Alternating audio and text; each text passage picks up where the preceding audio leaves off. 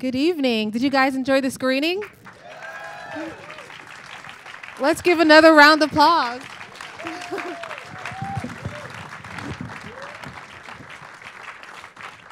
My name is Kweighbaye Kotee. I'm the founder of the Bushwick Film Festival. I'm also a writer and producer and director myself. I am so excited to be moderating this panel this evening. And I just wanted to jump right in.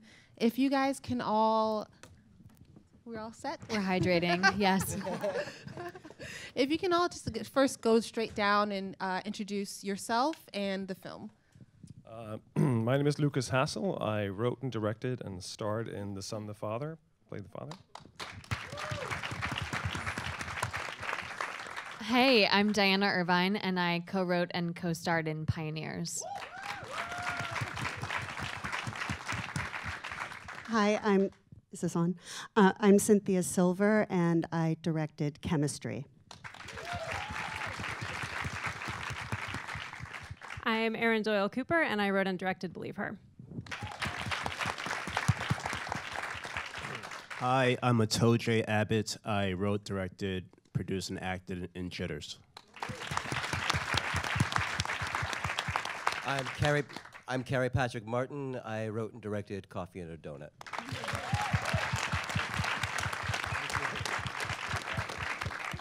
Are any one of the other actors or producers or directors in any of your films here in the audience? Do you want to give? Yay! There we go. Do you want to give any more shout outs? Oh, yeah, so for JITTERS, it's okay. For JITTERS, we have Nicole's here in the front row right there, Nicole. Then we also have Brian Niedermeyer, hands up. Young Blake. Oh, we have Stephen Wody, our staffer, back there. Angelique Zambrano played Morgan's over there. Then we have our reps and friends and family, and everyone's here celebrating and supporting, yeah. And my producer and editor, Ian Phillips, is up there. Ian, yeah, hi. There you go. We have Kirsten and Sarah are sitting somewhere. Yes, thank you. Two of our wonderful producers on Pioneers. And the producer of Chemistry, Camden Elizabeth, is here. And one of the actresses, Maura O'Sullivan, who plays Ashley. And Katie Honecker, who is the voice of the casting director, is also here. We have our amazing producer, Sarah Wolf, and then our cops, Hillary Walker and Alexis Suarez up there. Unfortunately, my entire team is in Seattle because that's where it was produced, so they can't be here. Well, you're in a room full of love anyway, so. And we have our actors, Memo, who played Pablo, Rocio Mendez, who played Camila, and we have our executive producer, Yulnisa Rafferty, who is right there. And our benefactor, Zenaida Mendez, who is Rocio's mother, and one of our main contributors. What a great room. So I want to get started. A lot of your films, probably all of them, were lots of twists, a little dark, if I might say. Let's start with The Son. Yeah.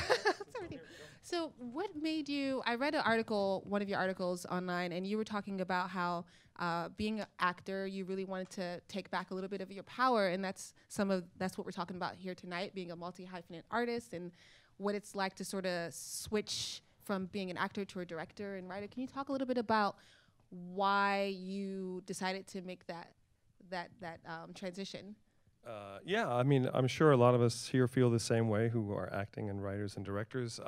As an actor, you go into a casting room and you sort of leave that room hoping you did a good job and got cast, and that's handing your power away to somebody else, right? So I knew I could write, and finally I felt like I might have something to say, so I started writing, taking writing seriously, and I started writing decent scripts.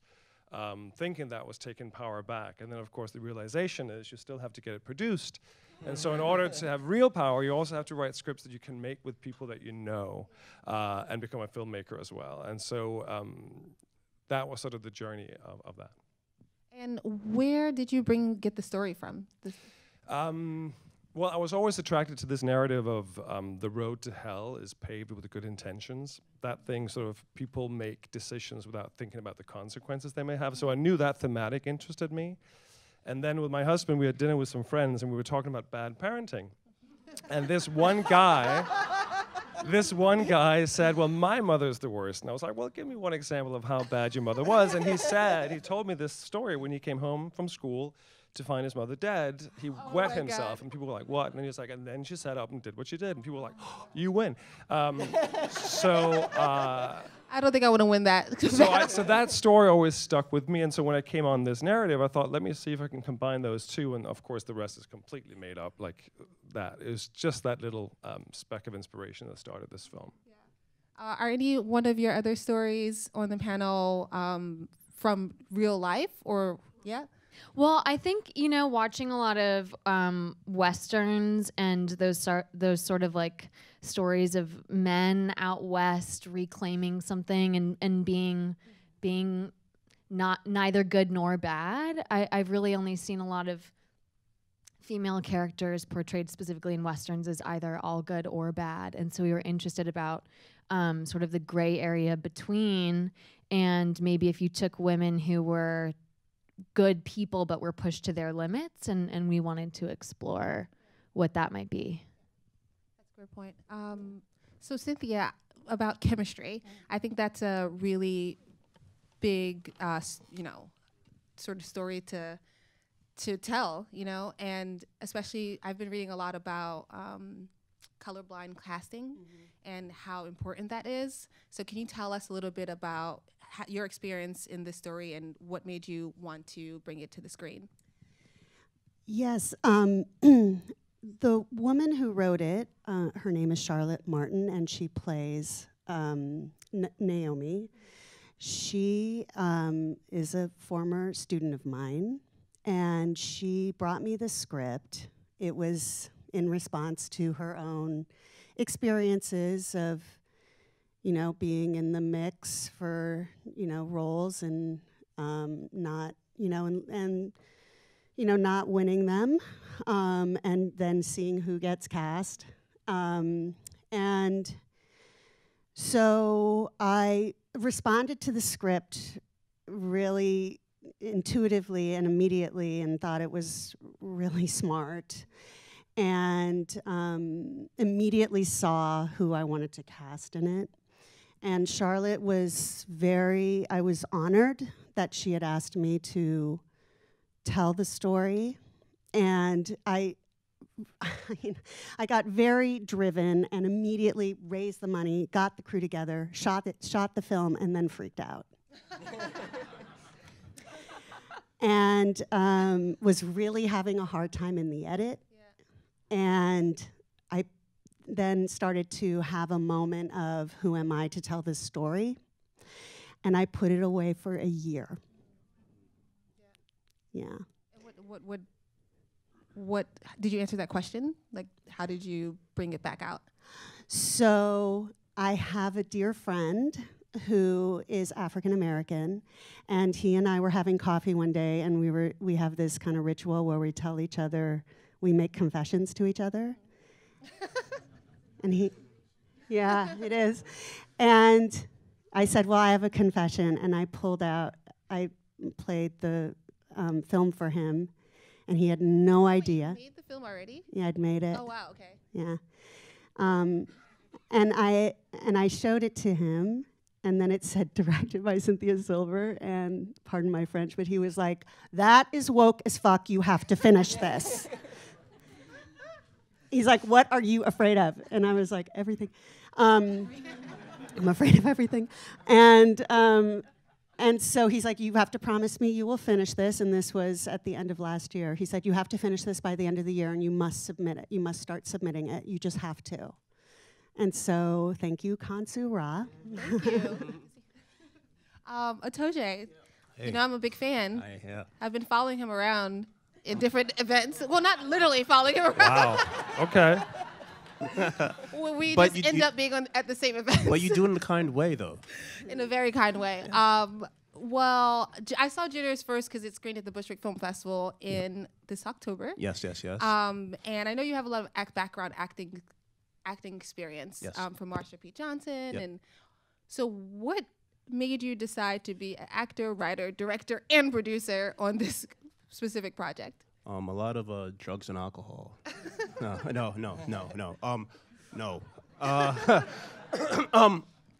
Me and my producer partner Ian, you know, at a point in time as actors, we are cast. We do some stories, and I was cast in a wonderful film called Stonewall, and I got to play Marsha P. Johnson, which changed my life as a filmmaker.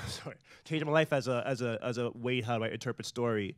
And then from my research and knowing the similarities for people about what stories are, I decided to write a short story, a script, and I gave it to my buddy Ian, and he said, you know, this is pretty good. And I said, all right, let's shoot it. You know, I have about $2,000. We can make a film, right? and he laughed at me, but then I thought, you know, this is my first film, by the way, as a filmmaker. So then I thought, thank you. So then we just basically begged, borrowed, asked a lot of people. We shot 9 pages, all the church scenes in one day, and then from there we used that to start a crowdfunding campaign because Ian said, you know, you have a lot of friends that are supportive of you as an actor, and as a filmmaker they'll be there too. So don't think that they won't support you on your journey as a filmmaker. So we did that. We raised our money, and we got people to support us, and it's been surprising to see the result of what this film has done, because as an actor, we all are always trying to beat at doors and try to get people to respond to us. But then as a filmmaker, people are always inviting you places. So I would recommend everyone to tell stories, and because there are a lot of stories we have as actors, we know what those feelings are. Then as a filmmaker, just be personal and then share it. So, I mean, for me, it's just been a great journey.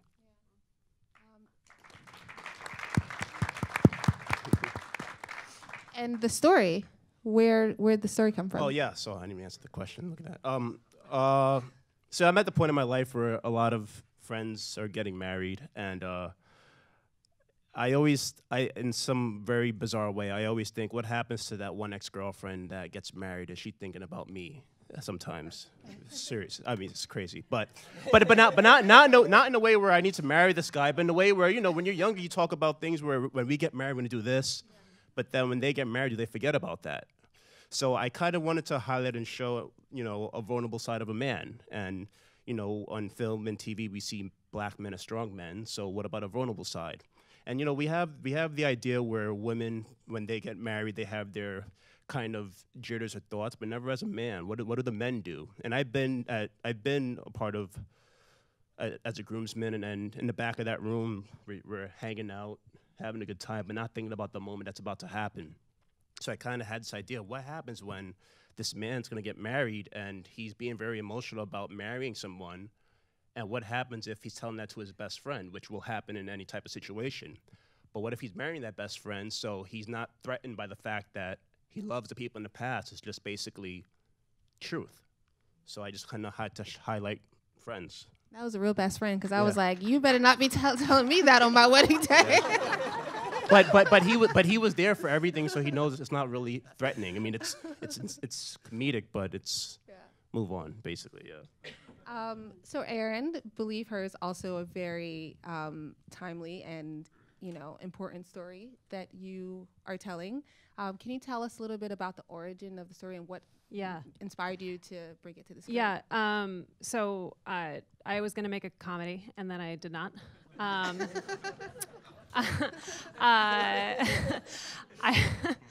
was working on some scripts, and then the Brock Turner ruling happened, and it happened at the same time as some stuff went down in the comedy community, and I was really angry. A lot of women I knew were really angry. This was like a year and a half before Me Too. And I decided to funnel that rage into art instead of just like Twitter.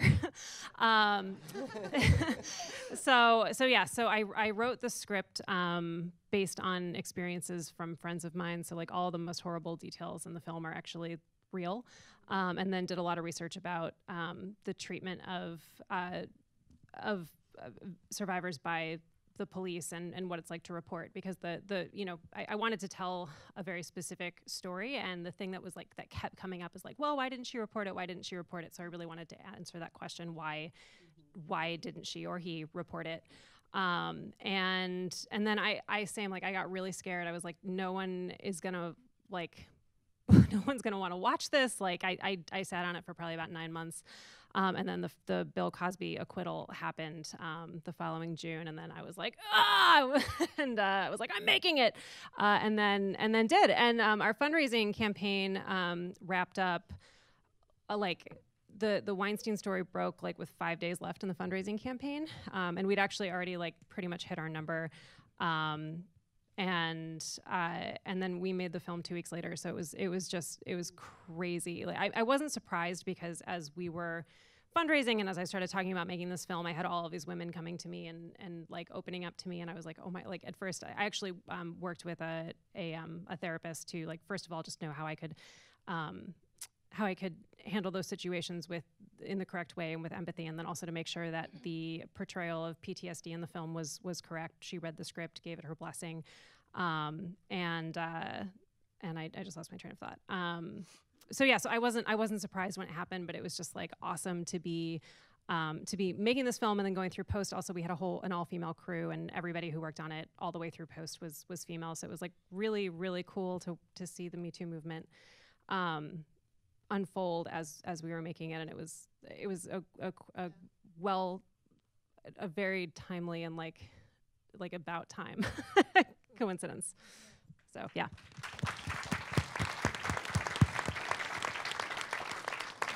So we are here today to talk about why you guys decided to also make your own projects. I know a few of us already talked about it, but what is one of your most challenging, maybe we start with Cary, what your most challenging, or the things that were the most challenging while you were in the process of sort of switching roles?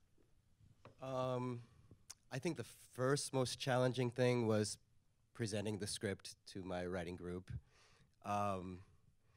And just showing your work to anybody is pretty daunting, but it immediately got a positive response right from the first draft.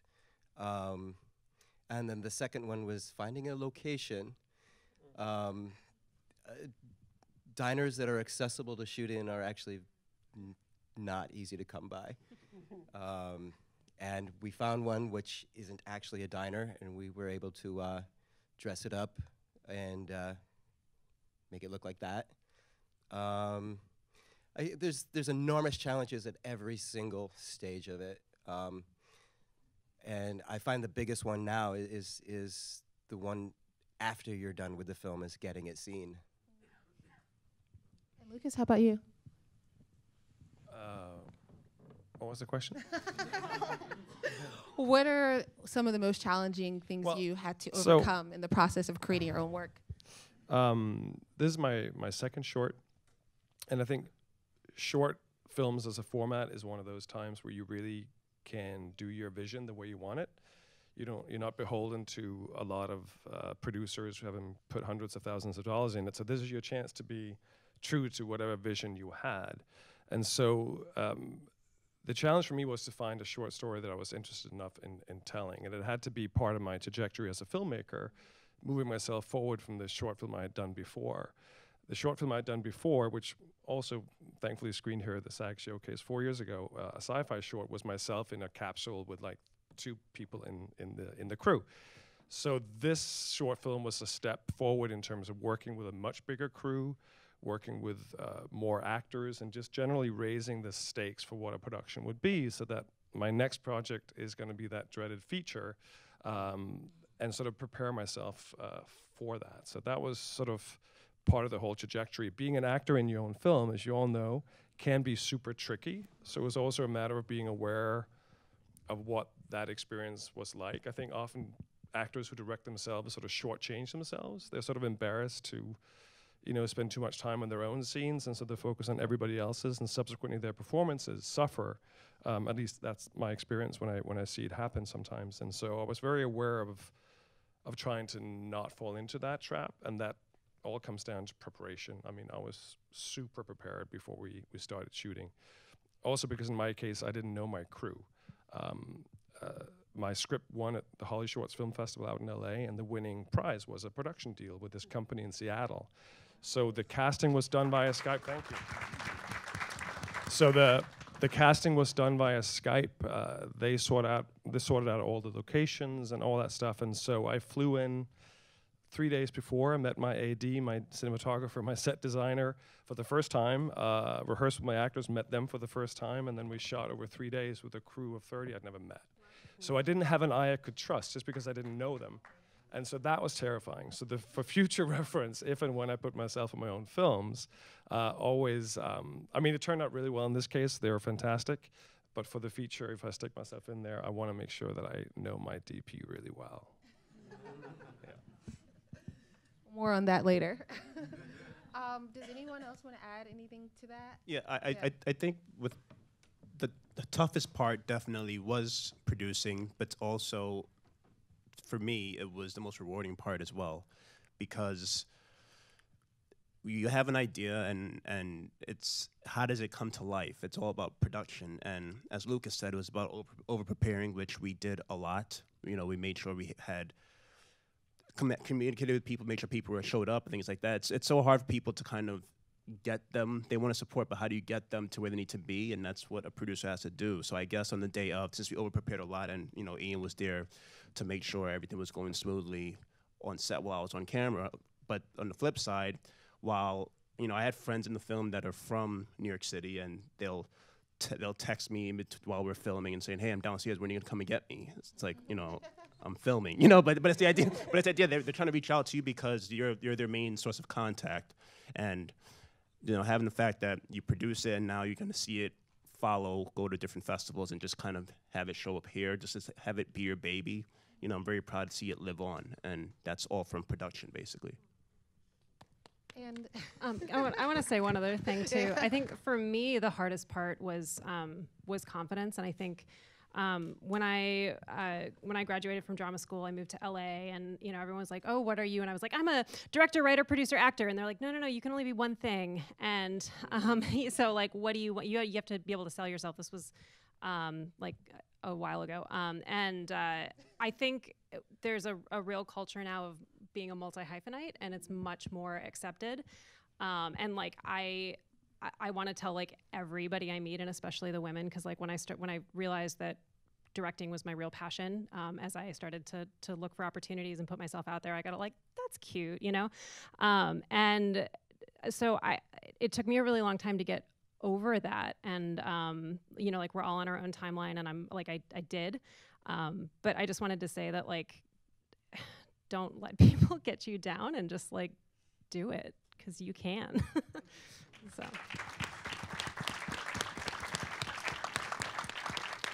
So Cynthia, I know you are a teacher as well, and I read an article, and you said like when you decided to direct, it felt like you were at home at your backyard. Mm-hmm. So what are some of the best things that you found in taking on a different role in the creation of stories? Well, I get to play all the parts now, which is really thrilling. But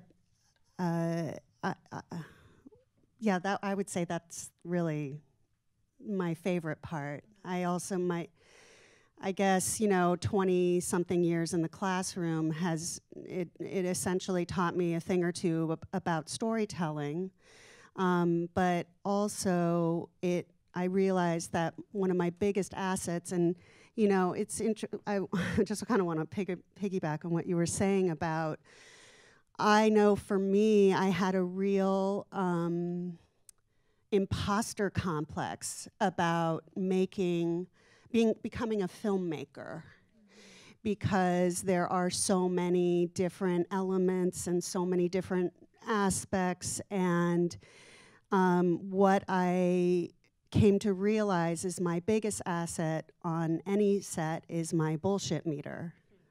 So, and it turns out that is an asset.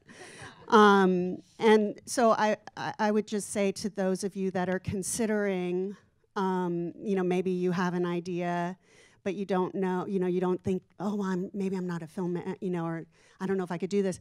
That's why there are different departments, you know, and you surround yourself with people who know what they're doing. You know, I have an incredible DP that I've worked with about 4 times now. You know, editor, like they are expert in their field. So you don't have to know everything about those different departments. And I think, like, I know for me, I really felt shy because I thought, well, I don't know enough about that. So, you know, it's really about surrounding yourself with people who do, and then being confident in the thing that you bring to the table.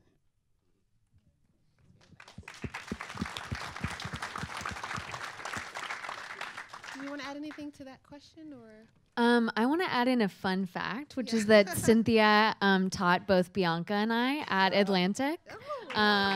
Just for a fun. I had to say it. I feel like we're sitting on it the whole time. I'm like, we have a secret. Good job. Yeah. So she taught us all about reading bullshit and not taking it. No, for real. Yeah. It's a very proud. It was when the email came and we found out that our films were back to back. It was a really beautiful full circle moment, and it was just so thrilling to see their work up there. It was just incredible. Same. Yeah. Can you all maybe give us some advice or about, you know, what would you advise people to take on different roles? You know, what are some of the things that people can look out for if they're just jumping into a director's role or just jumping into a producer's role? Sort of give us some hope and for the future of our creative pieces. Well, I think actually when I was at Atlantic and Bianca and I were there, we were told all the time, make your own work as actors, which I think was kind of, at the time, not everyone was saying that to us. And I rebelled against it in my own head for a long time because I was like, I'm here to study acting. Like, I just want to do that. I just want to be hired for that. And then out of necessity, I think there came a time when it was like, okay, no, I think we should do this. I think, you know, we should make something together. I should write something. And I think very similarly, it's all about permission and the permission that you give yourself to try and to put yourself out there. And I think as actors, you put yourself out there all the time in such a major way. And this is can be just as hard, but I think it's valuable even beyond just acting, because for like this short, writing it was so fulfilling, and then doing it and then seeing it in post and collaborating with like all the wonderful people that you got to collaborate with. It's really like, in some ways, it's a fuller experience than just showing up and taking care of what you got to take care of. I want to add to that I think it's incredibly important as filmmakers and actors that we embrace the community within. We're all here with SAG-AFTRA today. An amazing turnout. So grateful for that. Thank you, everyone. So it's a lot about, as an actor, I had the luxury of being able to see people on set and crew that I wanted to work with, or directors I particularly learned from, or whatever. So I would pick up from our own community. I have some fellow filmmakers here from festivals I've met around the US coming to support today. So I think it's a lot about building up that network of people that you would like to work with and who can support your work. And then on top of that, just make sure you have something to say before you start making a film. But then once you think you have something to say, adjust your expectation level. Like, just go for it, and then don't expect to get into Sundance with your first film, or just go into it and see what it's like to be on a set that you create, and the mood that you create, and the obstacles that you may, meet. And then gradually, as you get more comfortable within that format of being a writer, filmmaker, maybe actor, raise the stakes for your next one and for the next one, and eventually sort of I think you'll get to where you want to be.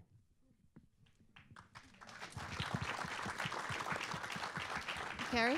I think my advice would be more towards the actors in the room, because I was auditioning waitresses, and I knew exactly what I wanted.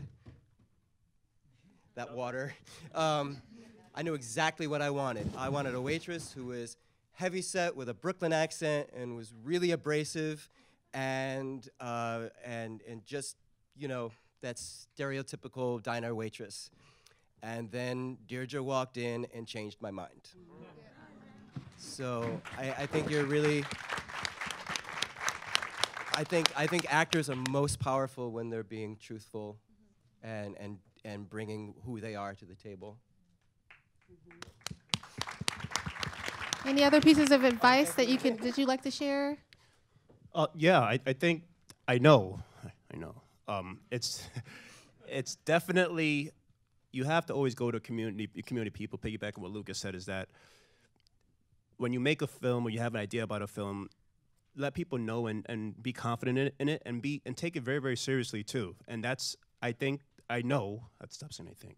know that when I went to people and said, I wrote this film, it's a short film, they're like, oh, a short film. Like, yes, but we're doing it and I'll need your help.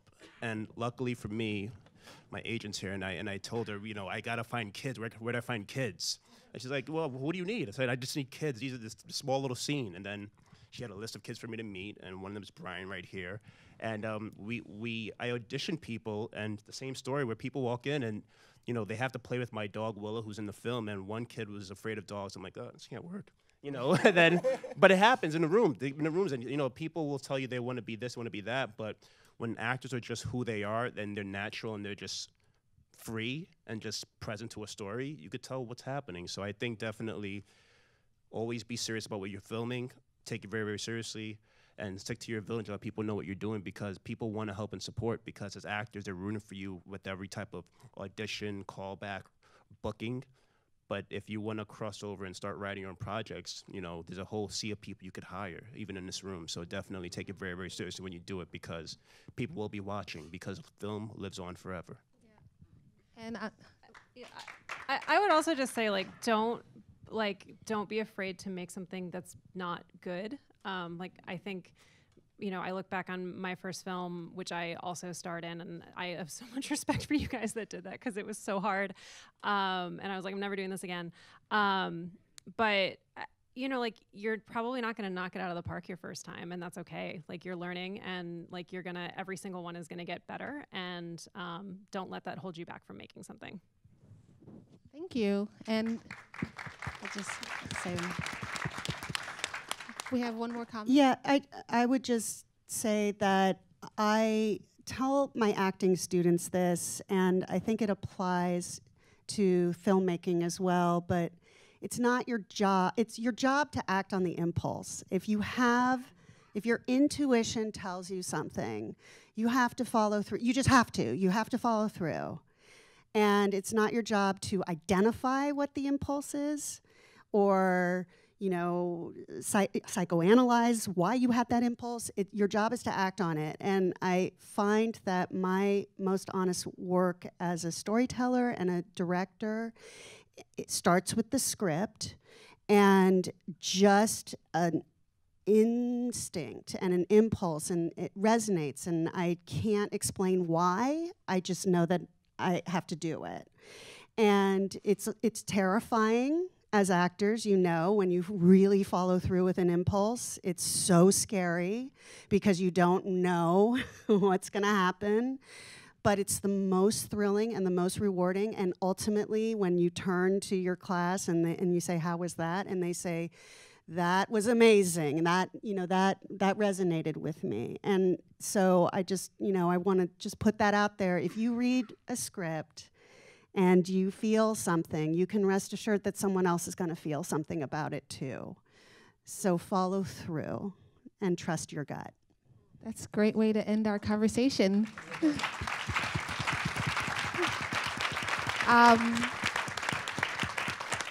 just want to thank SAG-AFTRA Foundation for hosting this screening. Again, my name is Kweighbaye from the Bushwick Film Festival. We are having submissions, so if there are any filmmakers in this room that want to connect with me, I'll be here with some cards. And yeah, have a great evening. Thank you for joining us. Thank you so much.